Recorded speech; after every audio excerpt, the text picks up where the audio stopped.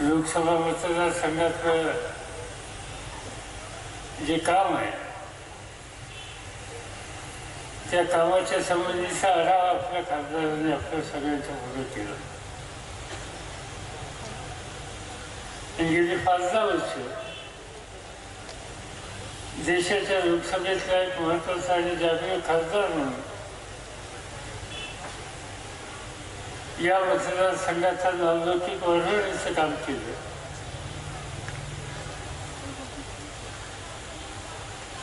नक्की लोक म्हणतील की वापसेलीची भाजी आहे.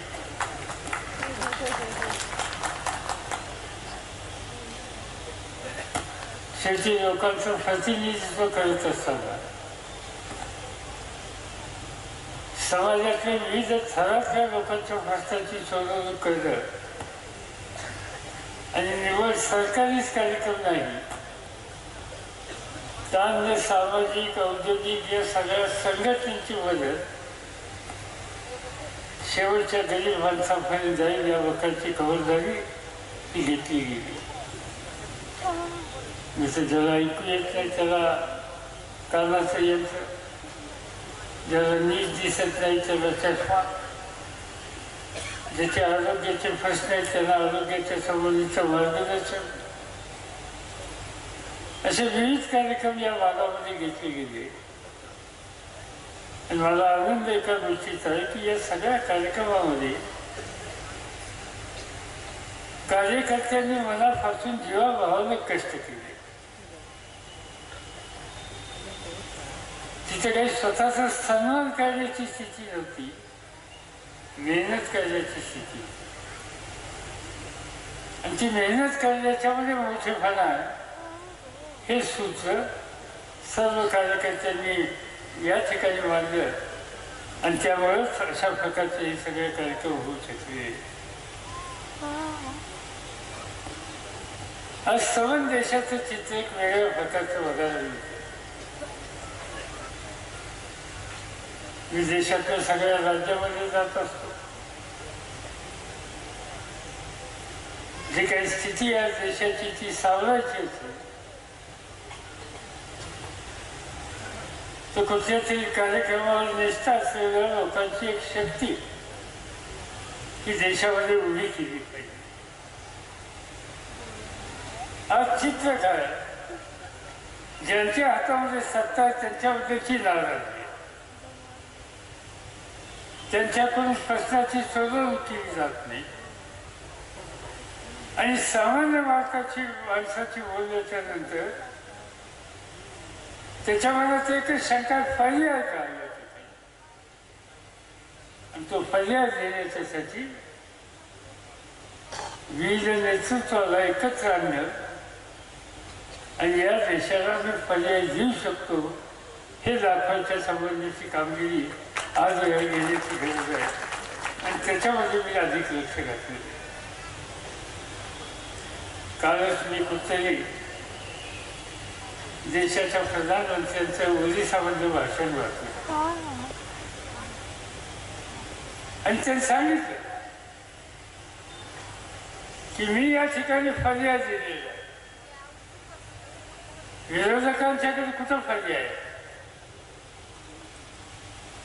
मी त्यांना सांगू इच्छितो, तुम्हाला तुमच्या संघटनेचा पर्याय म्हणून पुढं केलं असेल,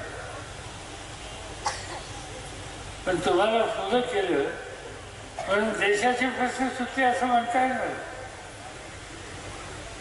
यावेळेस 2004 मध्ये मला आठवतोय आम्ही निवडणुका वेगळ्या लढलो.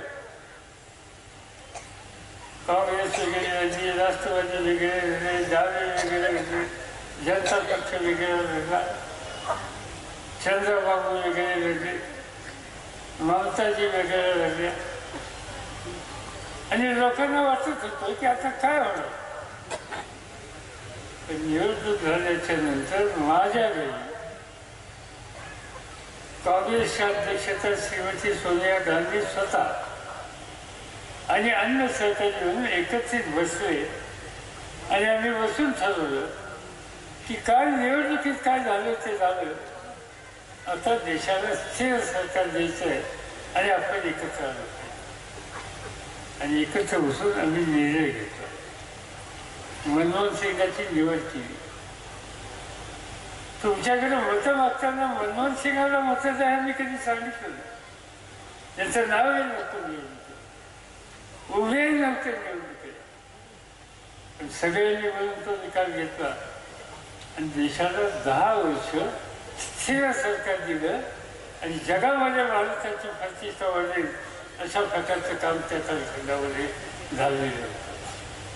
आणि मला आज सुद्धा आमचा हाच प्रयत्न की राज्याच्या नेतृत्वाला एकत्र केलं. कारण राज्याचे प्रश्न वेगळे. केरळमध्ये गेलो तिथल्या लोकांचे प्रश्न वेगळे, तामिळनाडूमध्ये गेलो तिथल्या लोकांचे प्रश्न वेगळे, आंध्रमध्ये गेलो, पंजाबमध्ये गेलो तिथल्या लोकांचे प्रश्न वेगळे, पण देश एक आहे. आणि म्हणून या सगळ्यांना एकत्रित करून या एक असलेल्या देशाला पुढे न्यायचं हे काम करणारी एक टीम पाहिजे. आणि ती टीम आज आम्ही देशामध्ये करतोय आणि मला आनंद आहे की सगळ्या राज्यामधून त्याला फार मोठ्या प्रमाणात प्रतिसाद मिळतो. अनेक ठिकाणी आम्ही सभा घेतल्या. दिल्लीमध्ये घेतली, लखनौमध्ये घेतली, मद्रासमध्ये घेतली, बंगलोरमध्ये घेतली, अनेक ठिकाणी घेतल्या. आणि मला आनंद आहे की लाखोच्या संख्येने लोक या ठिकाणी आले आणि लोकांचा विश्वास बसला की तुम्ही लोक काहीतरी या देशामध्ये करू शकाल.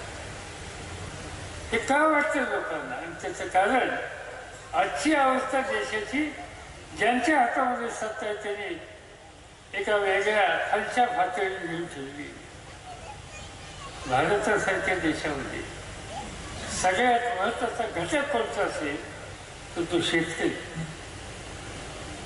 एकंदर लोकसंख्येच्या 64% लोकसंख्या शेतीवर अवलंबून असलेली लोकांची. आणि जगातली 2 नंबरची लोकसंख्या हिंदुस्थानात आहे. त्या 2 नंबरच्या लोकसंख्येच्या लोकांना त्याच्या पोटाचा प्रश्न सोडवण्याची कामगिरी या देशातला बळीराजा कसलंही संकट आलं तरी करतो. आणि म्हणून त्याच्या प्रश्नात आधी लक्ष घालण्याची भूमिका आम्ही घातली. आज काय दिसतंय? तो शेतकरी आत्महत्या करतो. जगामध्ये आमचं नाव खराब झालं का? तर अन्नदाता आत्महत्या करतो. जगाला जगवतो, देशाला जगवतो, तो आत्महत्या करतो. कशामुळे करतो? कर्जबाजारी झाला. का कर्जबाजारी झाला? मालाची किंमत कर्जामध्ये ठीक पडत नाही. कष्ट केले, टिकवलं, किंमत नाही. आत्ताच मला या ठिकाणी तुमच्यापैकी एका सहकार्याने एक कागद आणून दिला. तो कागद असं दाखवतोय. त्यांचं नाव आहे लक्ष्मण मोकाशी.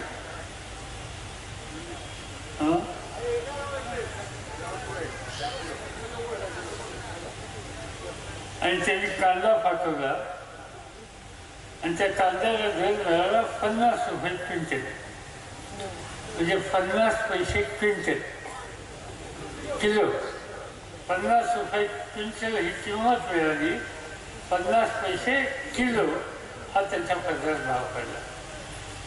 आणि केंद्र सरकारचं कांदा संशोधन केंद्र नावाची एक संस्था आहे.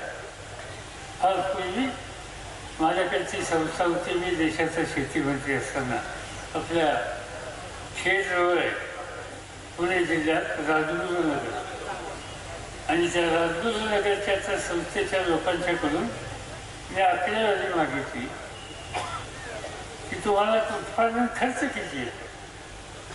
त्यांनी उत्पादन खर्च मला दिला काढून आणि त्यांच्या म्हणण्याप्रमाणे सरकारी आकडे, केंद्र सरकारचे आकडे ते असं सांगतात की आम्हाला 1 किलो कांदा तयार करायला 4.25 ते 4.5 रुपये हे लागतं. याचा अर्थ 450 रुपये क्विंटल हा सरकारच्या कांदा निर्मिती केंद्राचा खर्च. आणि इथं आम्हाला काय दिसतं? मोकाशीला 50 रुपये. ठीक आहे, या तालुक्यातले लोक संकट आलं म्हणून जीव देणार नाही, त्या संकटावर मात करते आणि त्यावर मोकाशी मात करण्याच्यासाठी उभा. पण काही ठिकाणी आपल्याला चित्र बघायला मिळतं की कर्जबाजारी झाला, किंमत मिळाली नाही, वसुली आली बँकेची किंवा सावकाराची, माझी कुंजी बाहेर काढली तर अजूनचा पंचनामा हा बघायला नको म्हणून जीव देण्याच्या संबंधीची कामगिरी सुद्धा काही लोक करतात. म्हणून शेतकऱ्यांनी आत्महत्या या देशात जास्त केली. कधी तुम्ही ऐकलंय टाटा बिर्लाच्या घरात आत्महत्या झाली, अंबानी अदानीच्या घरामध्ये आत्महत्या झाली? आम्हाला ऐकायला मिळतं आत्महत्या शेतकऱ्याच्या घराच्या शेतकऱ्यांनी केली, त्या बेकार असलेल्या तरुण मुलांनी केली. त्याचं कारण आज हा सगळा वर्ग अस्वस्थ आहे आणि त्याचं कारण ज्यांच्या हातामध्ये सत्ता आहे त्यांनी या वर्गाकडे पूर्णपणानं दुर्लक्ष केलेलं आहे. त्यांची ऐकशी जपणूक ही करण्याची कामगिरी त्यांनी केलेली नाही आणि म्हणून हे आत्महत्या वाटतं. शेतीमालाच्या किमती घसरल्या, कुठला माल असो, कांदा असो, काही असो, रास्त किंमत मिळत नाही. ज्याचा उल्लेख केला गेला कर्जमाफी मी केली होती, 67,70,000 केली होती, 71,000 कोटी आणि डायरेक्ट बँकेत पैसे भरले. यांनी जाहीर केलं की मला अधिकार द्या, कर्जमाफी करतो आणि खात्यात पैसेही भरतो. थोडे थोडके 15 लाख एक आहे. तुम्ही भाग्यवान, तुमच्या खात्यात 15 लाख आले, त्यामुळे तुम्हाला कुठे जायला खर्च करायला असं काय अडचण नाही, बरोबर आहे ना? आणि आता प्रश्न विचारला तर मोदी साहेबांचा जोडीदार आहे, त्यांचं नाव अमित शहा, आणि त्यांना विचारल्याच्यानंतर क्या है मामला, आपने ऐसा कहा था? हे चुनावी जुमला होता. निवडणूक आली म्हणून लोकांच्या समोर एक टाकलेलं गाजर होतं, याशिवाय दुसरं काही नाही. प्रश्न तो नाही. प्रश्न असा आहे की बळीराजा ज्या वेळेला संकटात येणार म्हणून आत्महत्या करतो त्यावेळी त्याची अशी चेष्टा करू नका. त्याच्या पुढे असा निवडणुकीच्यासाठी गाजर टाकू नका. त्याच्या घामाची किंमत करा, त्याच्या मालाची किंमत करा, त्याला सन्मानानं जगता येईल या प्रकारची स्थिती ही निर्माण करा. आज ती करत नाही. हे खऱ्या तर मोठं दुखणं या देशात. आणि मग कर्जमाफी केली पाहिजे आणि ती कर्जमाफी थोडी थोडी करून चालणार नाही. कर्जमाफी संपूर्ण केली पाहिजे आणि नवीन उत्पादन वाढवण्याच्यासाठी शेतकऱ्याला भांडवलाची व्यवस्था केली पाहिजे आणि त्यासाठी तरतूद केली पाहिजे. आणि ती कामगिरी आज खऱ्या अर्थानं करण्याची आवश्यकता आहे. पण आज ज्यांच्या हातामध्ये सत्ता आहे त्यांना या वर्गाच्या संबंधी व्यक्तीची सुद्धा अर्थ. आणि याच्यावर जर आम्ही लोकांनी टीका केली तर प्रधानमंत्र्यांचं कालचं भाषण वाचा तुम्ही आजच्या पेपरमध्ये. हे सगळे विरोधक माझ्या हल्ला करतात आणि काय हल्ला करतात? बाबा तू प्रधानमंत्री म्हणून बसला, आम्ही तुझा सन्मान केला, देशाचा प्रधानमंत्री म्हणून आम्ही मान्य केलं, कधी आम्ही अवाक्षात वाईट कधी काढलं. आज दूरचं काही फार उद्या होईल, परवा होईल. आता 4.5 वर्ष झाली, पण ज्या जनतेने त्यांना प्रधानमंत्री केलं त्यांच्या हिताचे निर्णय त्या ठिकाणी घेतले जात नाहीत. आणि म्हणून कोणी टीका टिप्पणी केली तर सांगायला लागले की मी गरीब माणूस आहे, म्हणजे चहावाला मला घालवायला बरं. तू चहावाला सकाळ दुपार संध्याकाळ मोठ्या व्यवहाराने सगळ्या जगात फिरतो. जेजुरीच्या खंडोबाला जाताना रस्त्याची छोटी छोटी गाळे तिथे चहा वगैरे या की त्याला विमान बसून म्हणजे बाप त्याला विमान बसायची संधी मिळेल आणि चहावाला म्हणून असं सांगायचं की मी गरीब ये सब मेरे ऊपर लगे हैं, मुझे निकालने के लिए कोशिश कर रहे हैं. ते कोण तुला काढण्याची कोशिश करते, तुम्ही ज्या पद्धतीने वागताय त्यावर तुमचा पाय घसरणार आहे आणि त्याला हा थोडे दिवस आहे हे या ठिकाणी सत्य फळायला दिसतं. कुणी कुणाला संफाय निघत नाही राजकारणावर. संफाय जो निघतो तो टिकत नसतो आणि मग तो दिल्लीला असो नाही तर तालुक्यात असो.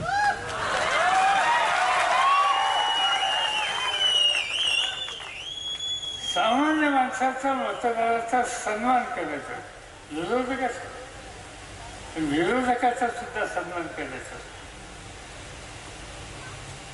मी बोलणं योग्य नाही स्वतःबद्दल, पण माझं वय ज्यावेळेस 75 झालं त्यावेळेस मला सांगण्यात आलं देशाच्या पातळीवर की आम्हाला एक कार्यक्रम तुमचा करायचा. ठीक आहे सर, नाही म्हणतात नाही. आणि स्टेजवर मी बघितलं 15 राज्याचे मुख्यमंत्री, देशाचे राष्ट्रपती, देशाचे प्रधानमंत्री, देशाचे विरोधी पक्ष नेते, उपराष्ट्रपती होते. देशातली एक महत्वाची व्यक्ती ना अशी सगळी त्या ठिकाणी होती. सगळ्या पक्षांची, कम्युनिस्ट होते, भाजप होते, जनता पार्टी होती, शिवसेना होती, सगळे. आणि त्याचं कारण दुसरं काही नाही, सत्ता येते सत्ता जाते, पण सत्ता असताना सुद्धा माणुसकी आणि सामान्य माणसाची विरोधाची सन्मान कमी ठेवायचा. आणि ज्या दिवशी तुम्ही सत्तेचा दर्श घेऊन पावलं टाकायला असता त्यावेळी ते पाऊल कुठे अडकतं, घसरतं, रुजतं. आणि त्याच दिल्लीच्या पातळी व्हायला लागले. तो साधशी इथल्याही लोकांनी घेतला तर त्याची माझ्यासारख्या काम करावं, कोणाचा विरोध नाही, आमचाही पाठिंबा असतो कामाला. पण म्हणजे अजित पवारांना शिवाय घाल, सुप्रिया सुळेंना शिवाय घाल, आणखीन कोणाला शिवाय घाल. काय करतो काय हेच करतो आम्ही शिवाय कुणी घालत नाही त्यांना शिवाय घालतो. शिवाय काय इथल्या कुठल्या माणसाला आमच्या तरुण पोराला सांगितलं जर चांगली गावरान शिवी देऊन दाखवा तर त्याच्या आसपास सुद्धा कोणीच ते काय चालेल. एकदा सुरू केली पासून नाही तर पासून कुठं नेऊन सांगते. पण आम्ही सगळेजण एका वेगळ्या वातावरणात संस्कारात वाढलेलं आम्हाला तो रस्ता घ्यायचा. म्हणून माझी विनंती आहे लोकप्रतिनिधी सुद्धा, बाबांना संधी मिळते, लोक देतात, त्या संधीचं सोनं करायचं असतं आणि सोनं करून लोकांशी सोन्यासारखं वागायचं. आज त्या चित्र वेगळं वागलं ते वेगळं चित्र निर्माण केलं जातं. हा देश लोकशाहीमध्ये जर चौकट सोडून कोणी वागला तर त्या लोकांना त्यांनी क्षमा करत. 1977 साली मी काँग्रेसमध्ये होतो. इंदिरा गांधी आमच्या नेते आमच्या, पण लोकशाहीची चौकट सोडली आणीबाणीने. इंदिरा गांधींचा पराभव लोकांनी केला आणि सांगितलं की या रस्त्याने जाऊन चालायचं नाही. इंदिरा गांधी समजदार होत्या, चूक लक्षात आली, देशाची माफी मागितली आणि 2080 साली 1980 साली पुन्हा एकदा लोकांनी त्यांना सत्तेच्या खुर्ची बसवली. का ते गरिबाच्या हिताचं काम करणारी बाई होती आणि मग त्या पद्धतीची भूमिका घेण्याची आज खऱ्या अर्थानं गरज. प्रधानमंत्री जो कोणी असतो तो देशाचा असतो, तो पक्षाचा असतो. पक्ष असेल निवडणुकीच्या वेळेस हिंदुस्थानचा प्रधानमंत्री हिंदुस्थानच्या 120 कोटी लोकांचा प्रधानमंत्री. मी ऐकलेली भाषणं जवाहरलाल नेहरूंची, लालबहादूर शास्त्रींची, इंदिरा गांधींची, राजीव गांधींची, नरसिंहरावची, मनमोहन सिंगांची, परदेशामध्ये ज्या ज्या वेळी ते गेले तर माझा देश आणि माझ्या देशातले सगळे माझे सहकारी पार्लमेंटमध्ये पक्ष कधी त्यांनी सांगितलं नाही माझा भारतीय नाही. पण देशाच्या बाहेर गेल्याच्या नंतर पक्षाचा विचार करायचा नसतो, गटाचा तत्वाचा विचार करायचा नसतो, राष्ट्राचा विचार करायचा. पण पहिले प्रधानमंत्री निघाले आणि ते प्रधानमंत्री अच्छे प्रधानमंत्री. परदेशात जाऊन त्यांनी शिव्या घातल्या कुणाला? जवाहरलाल नेहरू, इंदिरा गांधी, राजीव गांधी. मला कधी कधी गंमत वाटते यांनी काय केलं आमच्या देशात. जवाहरलाल नेहरू 13 वर्ष तुरुंगात होते स्वातंत्र्याच्या आधी. संघर्षात भाग घेतलेला होता स्वातंत्र्याच्या लढ्यात. देश स्वतंत्र झाल्याच्या नंतर 13-14 वर्ष हिंदुस्थानचा प्रधानमंत्री म्हणून काम केलं. जगात हिंदुस्थानची प्रतिष्ठा वाढली.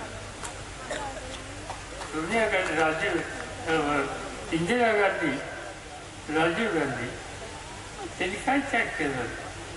हवताच होत केलं, गोळ्या घातल्या गेल्या देशासाठी. तरी कुटुंबियांनी देशाचं काम सोडलं नाही, खुशी केली. राजीव गांधीवर बॉम्ब हल्ला झाला तरी काही कुटुंबियांनी काही देशाचं काम सोडलं नाही. आज पुढची पिढी या ठिकाणी आली आणि म्हणून सर्वस्व देशाच्यासाठी त्याग करणारा एखादं कुटुंब असेल, राजकारणात एखाद दिवशी धोरण निर्णय चुकला असेल त्यावर टीका करा. पण यांनी देशाचं वातावरणच केलं असं सांगायचं. अरे बाबा तुम्ही काय केलं आयुष्यात? काही कधी काम केलेलं दाखवलं? गुजरातमध्ये प्रधानमंत्री होता, आज रात के बाद एक कागज का तुकडा हो. लोकांना काही कळलं. दुसऱ्या दिवशी सगळ्या लाईनी लागल्या, नव्हता बदलून घ्या. अनेकांच्या घरात नव्हता आहेत असं कधी आपल्याला कळत नाही. अनेक महिलांच्याकडे नव्हता सापडला. त्या मागणीने दूध विकून आलेले पैसे हळूच कुठे ठेवले कुठून वेळ वक्त लागेल अडचण आली, कोणी आजारी पडलं काय पडलं तर असावं म्हणून माझं गेल नाही त्याचा काही भरोसा नाही. त्यामुळे आपण व्यवस्था करावी म्हणून आमच्या भगिनीने सवय त्या सगळ्यांच्या लोकात जायची वेळ आली. पण शेवटी लोक लाईनीत उभे राहिले. 1 दिवस 2 दिवस 4 दिवस बँकेच्या पुढे लाईनी आठवतात तो लोक लाईन म्हणे का रोज बदलून घ्यायचे. अनेक लोक. मी बारामतीला जात होतो, एका बँकेच्या समोर लाईन लागली होती. गाडीतनं उतरलो आणि काही गरीब माणसं होती लाईनीत. त्यांना विचारलं कधी उभे राहायला लागली? म्हणजे सकाळी 7 वाजता. मी आता 3 वाजले दुपारी. हो म्हणजे तरी आम्ही उभे. म्हणजे तुम्हाला त्रास झाला असेल. त्याने आम्हाला नाही त्रास झाला. लहान मोठ्याला त्रास होते याचा आम्हाला. त्याचा जो मोठा होता त्यालाही लाईनीत उभं राहिलं म्हणून आमचा घरी खुश. मोठा काय लहान काय नंतर सगळ्याला फटका बसला. आणि सवन अर्थव्यवस्था संकटामध्ये देशाचा व्यापार घट, देशाची निर्यात घट, देशाचा औद्योगिक उत्पादन घट आणि काही हजार लोकांच्या नोकऱ्या गेल्या एका निर्णयाच्या. हा निर्णय घेतला आणि ते सांगितलं की आता आज मैं चमत्कार करने वाला हूँ, ये कागज का टुकड़ा हो जाएगा. केला चमत्कार. गेले 20 लाख लोकांच्या नोकऱ्या आपल्याला लागल्या. देशामध्ये काहीतरी 1.5 कोटी पोरांच्या नोकऱ्या गेल्या. आधीच बेकार आणि त्याच्या नोकऱ्या हे करू शकतो. आता आरक्षणाची चर्चा सगळीकडे चालू. 2-3 दिवसाच्या पूर्वी तुम्ही वाचलं असेल त्याचं 10% आरक्षण सवर्णांना मला त्यांना सगळ्यांना दिलं. म्हणजे गमतीची गोष्ट लोक समजून घेत नाही. आता 10% आरक्षण कोणाला दिलं? त्या 10% आरक्षणात असं म्हणलेलं आहे की जो आर्थिकदृष्ट्या गरीब आहे, ठीक आहे, चांगली गोष्ट आहे, माझा विरोध नाही त्याला. त्याचा जो शिक्षित आहे आणि त्यानंतर तिचं स्पर्धा होईल, परीक्षा होईल, त्या परीक्षेत जो पास होईल त्याला मिळेल. आता याच्यात कोण येणार? सवर्ण. सवर्ण म्हणजे सगळे आले, दलित, आदिवासी आणि भटके विमुक्त आणि ओबीसी, इतर मागासवर्गीय, या सोडून बाकी सगळे आले. ब्राह्मण आला, मराठा आला, जैन आला, गुजराती आला, सगळ्या जातीचे हे लोक. 10% निर्णय घेतला. अनेक लोकांनी फार चांगलं झालं, फार चांगलं झालं, फार चांगलं झालं. आमच्या मुख्यमंत्र्यांनी सांगितलं की गावात जाऊन उत्सव करा.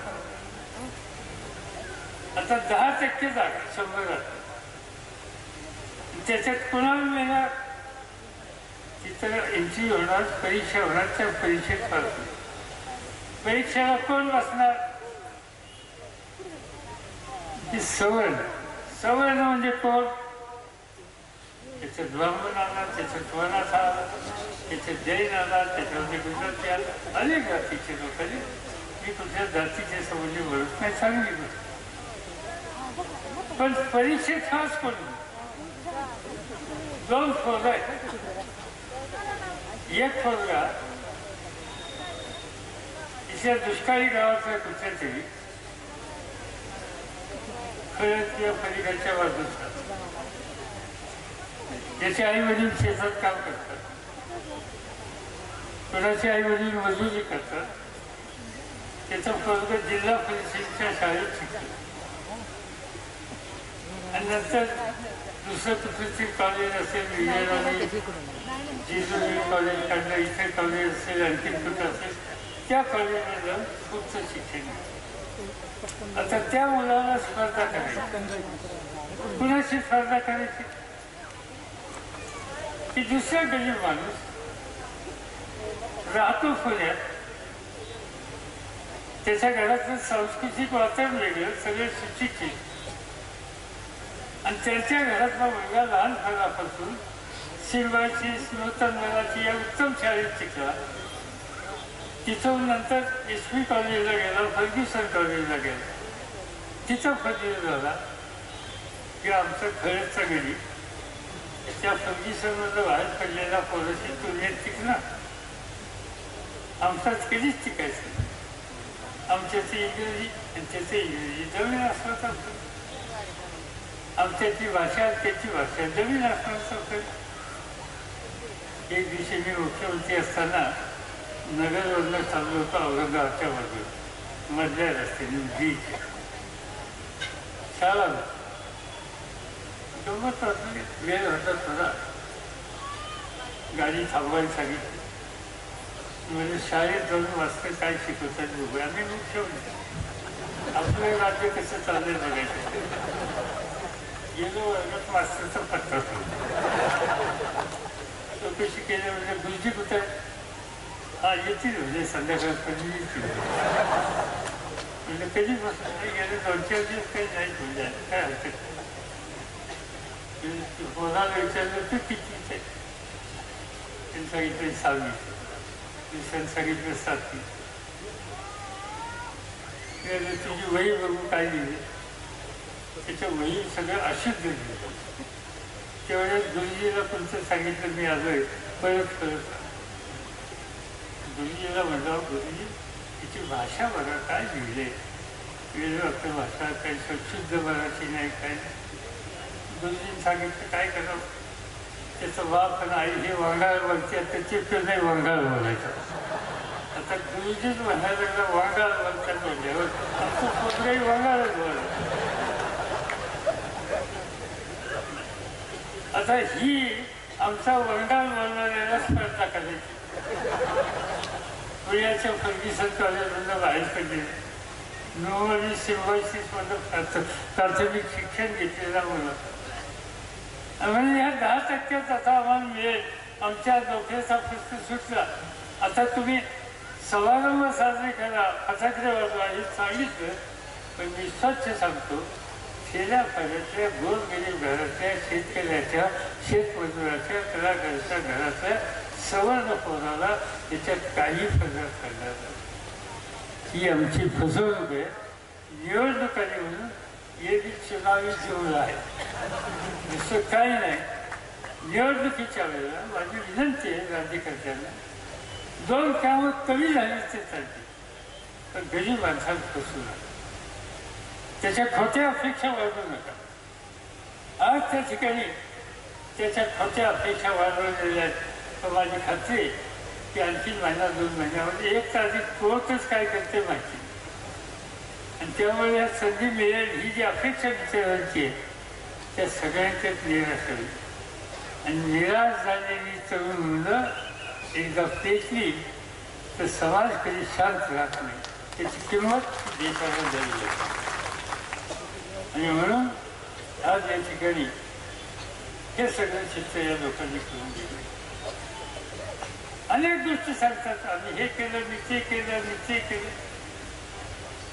केलं काहीच नाही. बेरोजगारी कमी झाली का? नाही.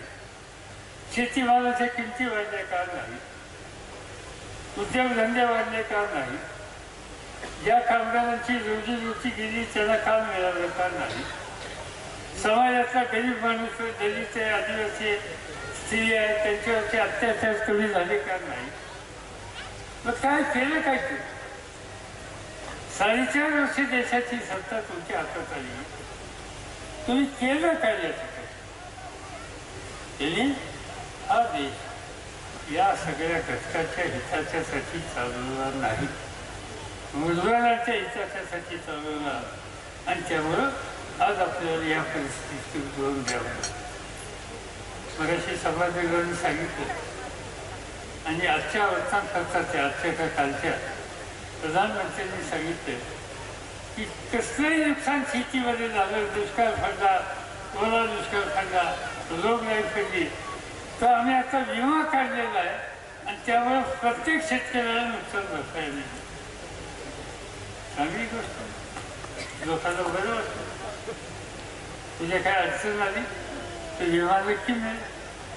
त्यांनीच माहिती दिली बघ, पंतप्रधान पीक विमा योजना. याचा सहभागी लोक किती झाले? 1,09,00,000 शेतकरी. त्यांनी हप्ता किती भरला? 3,948 कोटी. आता ह्या 1,09,00,000 लोकांनी शेतकरी त्यांनी हप्ता भरला, त्याचा विमा किती लोकांना मिळाला? 27 लाख. म्हणजे 1,09,00,000 27 लाख लोकांना विम्याचा फायदा मिळाला. बाकीच्या जवळपास 63 लाख लोकांच्या पद्धत काही पडलं नाही. मी मगाशी सांगितलं हप्ता किती भरला? हप्ता भरला 3,948 कोटी.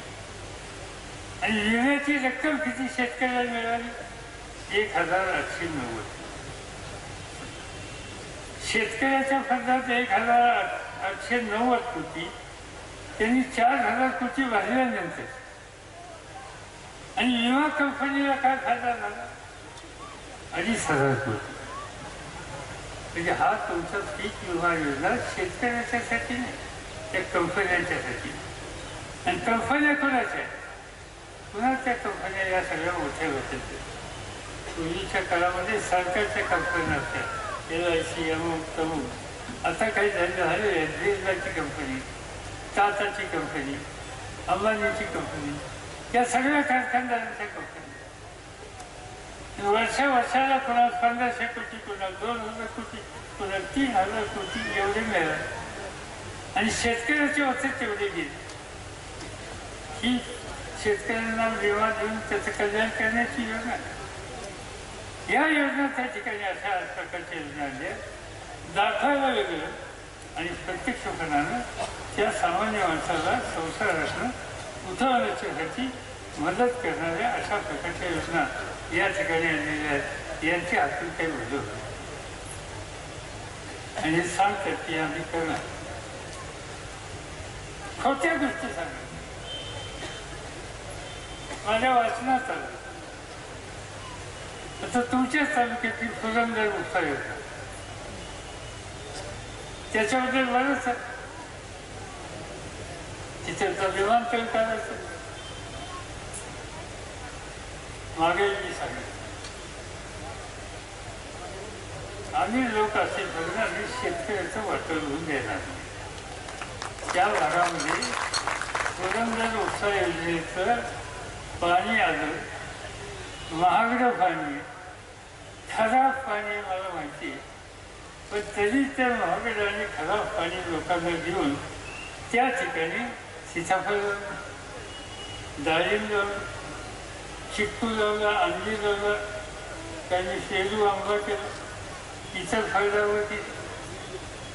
एखादं ज्वारीचं पीक घेतलं तर आत्ता ज्वारीची पेरणी केली, 6 महिन्यात पीक निघून मोकळं होतं.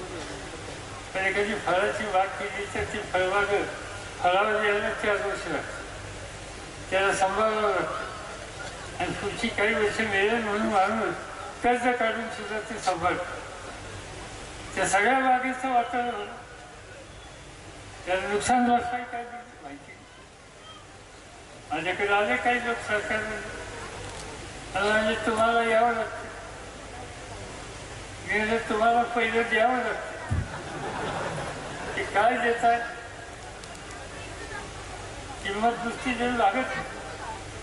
आमच्याकडे शेतकरी पैसे मिळाले त्याचा काही भारी गडी असला तर पैसे मिळायला जाणार पुण्याला, आणखीन कुठं फळ असेल तर तिकडं जाणार. फळात पैसे उडून पोराबाळांचं काही संसाराचं कल्याण होणार नाही. आज त्याला पर्यायी काय व्यवस्था केली सांगा. जगाची बागायत जमीन गेली, बागायत देतात, नुकसान भरपाई देतात. फळबागा गेल्या त्याचं 4 वर्षाचं नुकसान देतात, पुढच्या उत्पन्नाचा फायदा होणार होता तो काही 4 वर्ष मिळणार नाही त्याची व्यवस्था करतात. आणि हे जर करता तुम्ही करत असाल तर जाऊन राहा. आमची साथ तुम्हाला मिळणार नाही. साथ मिळायची असेल तर पुरंदर तालुक्याच्या लोकांना विश्वासात घेऊन त्यांची संमती घेऊन त्यांची मान्यता घेऊन त्यांच्या होणाऱ्या पूर्ण नुकसानीची आणि पुढच्या पिढीची व्यवस्था होत असेल त्याच्यात काही होणार नाही, ते स्वच्छ होणार नाही सांगण्याच्याबद्दलची भूमिका आम्ही लोकांनी त्या ठिकाणी घेतली. आणि त्यामुळे काय तुम्ही त्याची काळजी करू नका. या सगळ्या गोष्टीच्या बाबतीत आम्ही सगळेजण जागृत करू. का नाही जागृत? सुप्रियांनी सांगितली इतकी कामं केली. एकदा निवडून दिले का 2दा निवडून दिलं तर तिने एवढा मोठा हिशोब दिला. मला तर कितीदा निवडून दिलं. कधी मी कामं केली काय करायची हे माहिती नाही.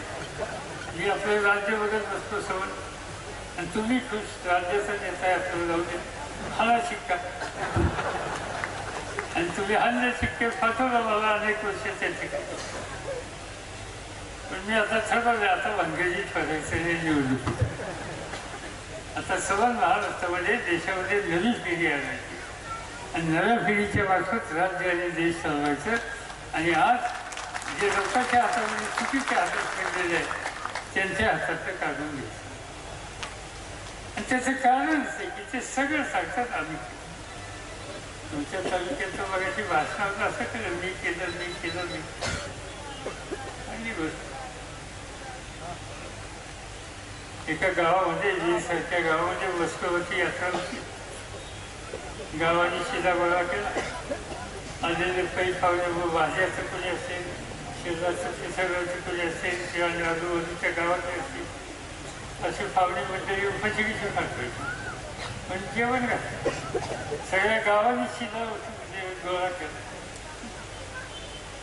आचार्य अन्नपूर्वी स्वयंपाक केला आणि हे सगळे पाहुणे रवळे आजूबाजूच्या जत्रेला आलेल्या लोकांना 1000, 2000, 5000 पंक्ती जेवण घातलं कोणी वीज घराने. आणि आचार्याचीच येतो कसं काय बरं चाललंय जेवण ठीक आहे ना आणखी काय वाढू लेखात तू काय वाढणारा दुसरा आहे गावकरी आहेत त्यांनी सगळं शिकवलं त्यांनी सगळं दिलं त्यांनी शिजवलं तू एका आचार्य त्याची किंमत घे ना मीच केला असा आचार्य सांगण्यात आला सगळा स्वयंपाक मीच केला ठीक आहे बोलून घे आपण ज्यात बघायचं नसतं सोडून द्यायचं कुणी बोलत असतं कुणी न बोलता करत असतं जे करत असतात त्याला पाठिंबा देत असतात जे बोलत असतात वेळ येत असते वर्षात 2-4 वर्षात 5 वर्षात आता तर काही सुधीच आहे निवडणुकी त्याच्यामध्ये काय करायचं ते करता येईल आपण घ्यायच्या संबंधीचं बोलायचं हे व्यासपीठ आहे माझी विनंती ही आपण सगळ्यांना की आज देशामध्ये शेतकरी वर्ग तरुण वर्ग स्त्रिया दलित आदिवासी कामगार या सगळ्यांच्या हितावर गदा आणणारी राज्यकर्त्यांची मंडळी आज या देशामध्ये प्रस्थापित झालेली आहे आम्हाला ती दूर करायची आहे लोकशाही टिकवायची आहे लोकांचा अधिकार टिकवायचा आहे आणि लोकांचं जीवन बदलायचं आहे आणि ते करायचं असेल तर ही सामूहिक शक्ती आपली मजबूतीनं उभी करायची त्या पद्धतीची पावलं टाकायची हेच काम आपण करण्याच्याबद्दलचा निर्धार या ठिकाणी करूया एवढंच या ठिकाणी सांगतो आणि मी समाजावर बाकीच्या सगळ्या सरकारांना धन्यवाद देतो की गावोगाव जाऊन लोकांच्या तुम्ही सगळेजण एकत्र येऊन काम करता पुरंदर तालुक्यात सगळे कार्यकर्ते एकत्र येऊन करतात मला व्यासपीठ बघितल्याच्या नंतर बरं वाटतं ठीक आहे चांगलं आहे आता काय म्हणायचं आणि जयसाहेब सुद्धा समोर बसते आणि ते कायम आहे ते कुठं जात नाही एवढं वेळ आहे दोन्ही हात बसते तर म्हणून आज सगळी मंडळी एकत्र आहे चांगली गोष्ट ही एकीची काम तरी बघितलं जरा बालकांचे एक घडी काय दिसत